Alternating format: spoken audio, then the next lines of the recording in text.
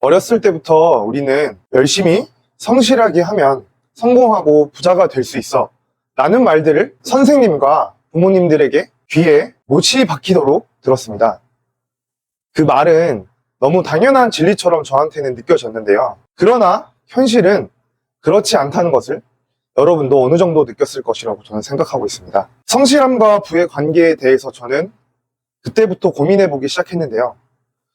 주변에 성실해도 성공하지 못한 사람, 성실하지 않아도 자수성가해서 부러운 인생을 사는 사람들을 계속해서 찾아보고 지켜보면서 도대체 무슨 차이가 있는지 찾아보게 되었습니다.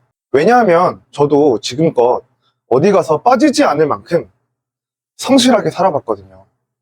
근데 성실할수록 가난해진다라는 결론을 내릴 수밖에 없었습니다. 그래서 오늘은 제가 직접 겪었던 경험들과 몇 가지 교훈을 바탕으로 해서 어떻게 성실함을 넘어 부의 길로 나아갈 수 있는지 이야기해 보겠습니다. 첫째, 성실함은 변화를 가로막는다. 성실하게 현재의 일을 꾸준히 반복하는 것은 매우 중요해 보일 수 있습니다. 하지만 이 반복적인 성실함이 오히려 새로운 기회를 포착하지 못하게 할 수 있다는 것이 문제입니다. 변화에 대한 두려움, 그리고 고집이 성실함 뒤에 숨어 있을 때 우리는 변화를 거부하고 안전한 방법만을 고수하게 됩니다. 그들은 자신의 성실함에 너무 의존하기 때문에 새로운 도전을 꺼리거나 두려워합니다. 그 결과 자신의 상황을 바꾸기 위한 변화를 거부하게 됩니다.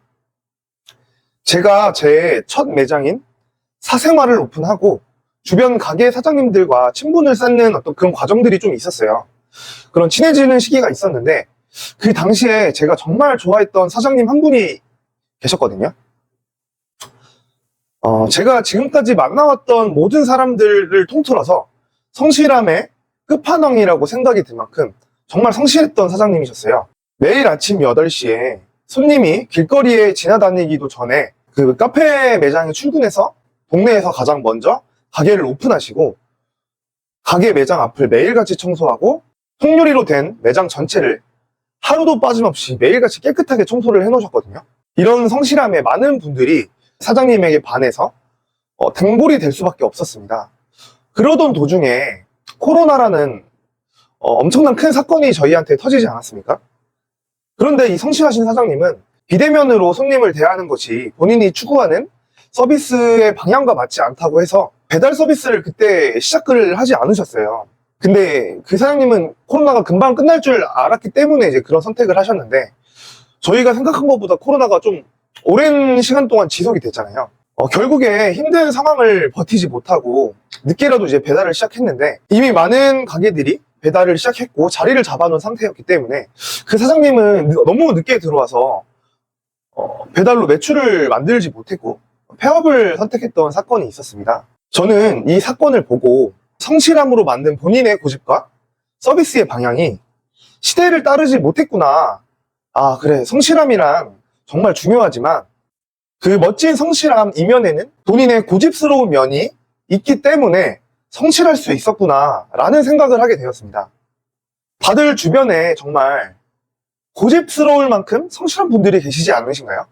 저는 이 사건을 계기로 해서 성실함이란 정말 중요한 덕목이지만 그보다 더 먼저 선행되어야 할 것은 시대의 변화에 맞춘 유연한 마음가짐이지 않을까. 그런 마음가짐이 부자가 되는 덕목이라는 것을 생각하게 되었습니다. 미국으로 건너가 맨주먹으로 전 세계 11개국에 3,800개의 지점을 만들고 직원 1만 명을 거느리고 계신 요식업계의 거장 김승호 회장님은 돈의 속성이라는 책에서 성실함만으로 부자가 될 수 없다 라고 말합니다. 성실함과 변화를 받아들일 수 있는 용기가 있는 자만이 부자가 된다라는 말을 꼭 우리는 가슴에 새겨야 할 것입니다. 둘째, 성실함은 단순한 시간 투자로 변질된다입니다.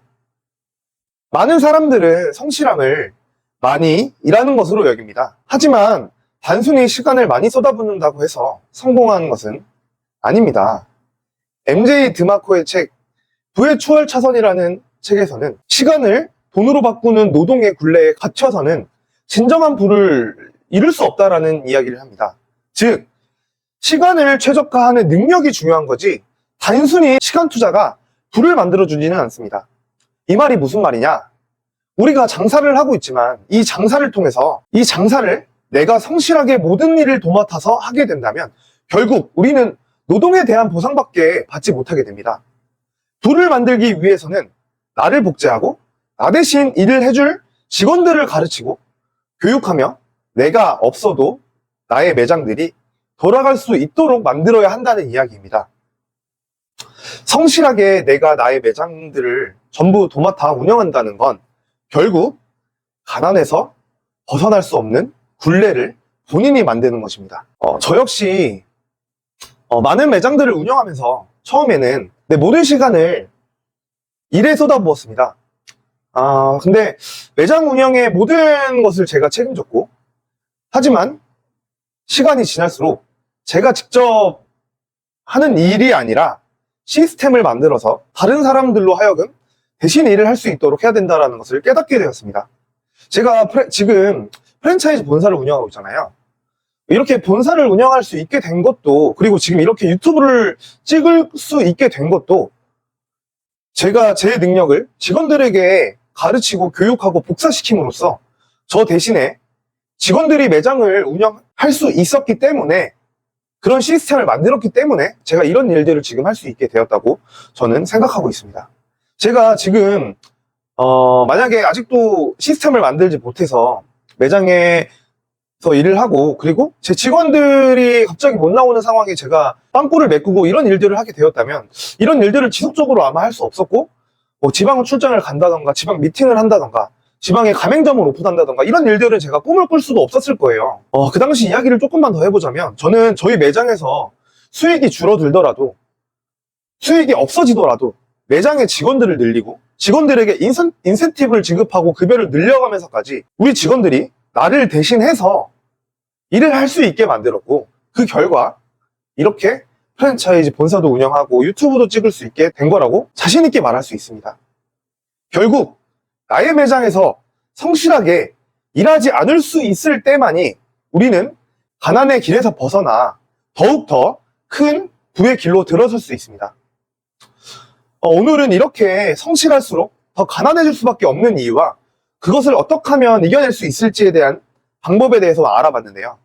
첫째, 성실함은 가난함을 가로막는다. 성실함의 이면에는 고집스러운 본인의 곤조가 자리 잡고 있습니다.